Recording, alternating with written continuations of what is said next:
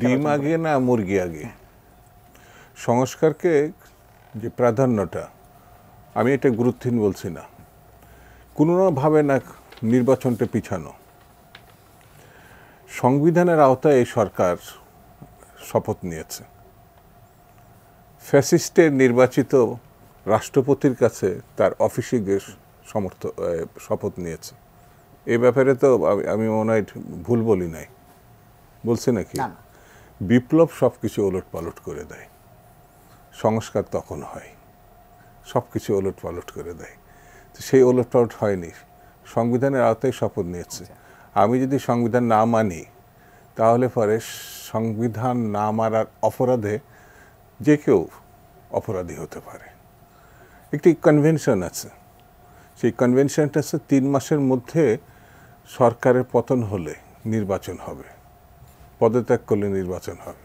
আমাদের সংবিধান লিখিত, এক লাইন অলিখিত না। আমরা কিন্তু গণতান্ত্রিক। ব্রিটেনে অর্ধেকই অলিখিত, কনভেনশনের উপরে চলে, অর্ধেক লিখিত। তা আমরা ব্রিটেনকে ফলো করি গণতন্ত্রের প্রশ্নে। তো আমি এখন সংবিধান মানব না বিপ্লব মানব?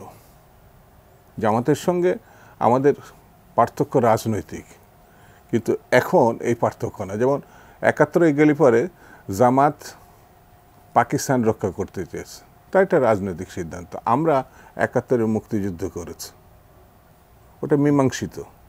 এখন সে ফ্যাসিবাদকে জামাত এবং অন্যান্য রাজনীতি হঠাৎই চাইছে, আমরাও চাইছি, এটা 52 বছর পরে।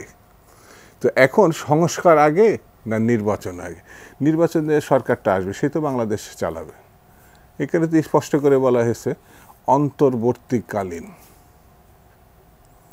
বিয়ে শাদী হয়ে গেলে পরে পার্মানেন্ট, এটা অন্তর্বর্তীকালীন না। তো অন্তর্বর্তীকালীন সাময়িক।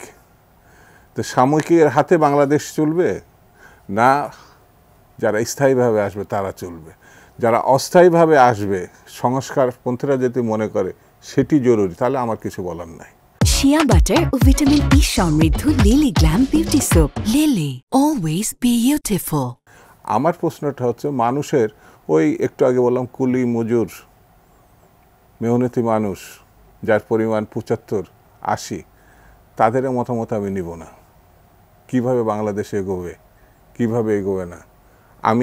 আমি পণ্ডিত, যেহেতু আমি ঢাকা ইউনিভার্সিটি পড়ছি, আরেকজন বিএডে পড়ছে, আরেকজন সাংবাদিক পেশাজীবী, এটা সমাজে ক্রিম হিসেবে পরিচিত। এরা যেভাবে মানে মনে করবে সেভাবে, এরা যদি সংস্কার না করে না দিয়ে যায়, তাহলে পরে আর কোনো ভাবে না। কিন্তু একজন শ্রমিক তার ভোট দিয়ে প্রমাণ করতে পারে কে সাচ্চা, কার হাতে বাংলাদেশ নিরাপদ। কিন্তু সেই অধিকারটা গত 15 বছর আমরা দিই নাই। এখনও যদি কোনো কারণে আমি এটা বিলম্বিত করি, তাহলে সংখ্যাগরিষ্ঠ মানুষকে বাদ দিয়ে এই ডক্টর ইউনূসের বিরাট পণ্ডিত মানুষ, এরকম একটা মানুষ বাংলাদেশে এখন নেই, দ্বিতীয়টা জন্মায়নি এখনো পর্যন্ত। সারা বিশ্বব্যাপী সামাজিক ব্যবসাকে তিনি এমনভাবে তুলে ধরছেন, যেটা বিল ক্লিনটন থেকে শুরু করে তার ফ্রান্স, ইংল্যান্ড, আর কয়েক শত রাষ্ট্র তাকে ইয়ে করে।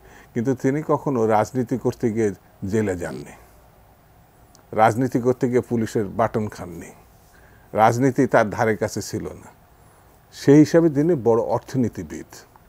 কিন্তু রাজনীতি বাদ দিয়ে যদি আপনি রাষ্ট্রকে এগিয়ে নিতে চান, তাহলে এটা ভুল হয়ে যাবে আমার বিবেচনায়, এটা ঠিক হবে না। রাজনীতি আদার্স সব কিছু মিলিয়ে, তো রাজনীতি বাদ দিয়ে যদি আমি মনে করি মীমাংসা করব, আমার কাছে মনে হয় এটা ঠিক না।